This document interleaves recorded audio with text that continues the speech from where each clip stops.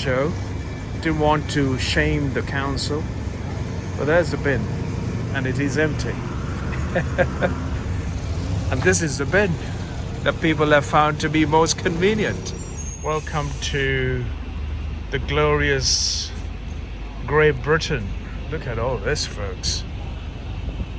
How is it so possible to end up something like this right next to a bus stop?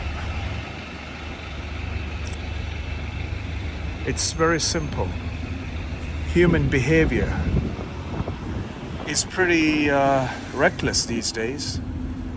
They are very common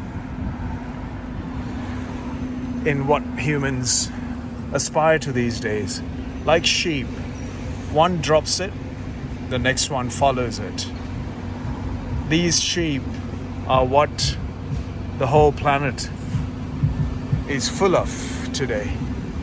And it is sad that the future generations or future of Britain will be a garbage bin like this.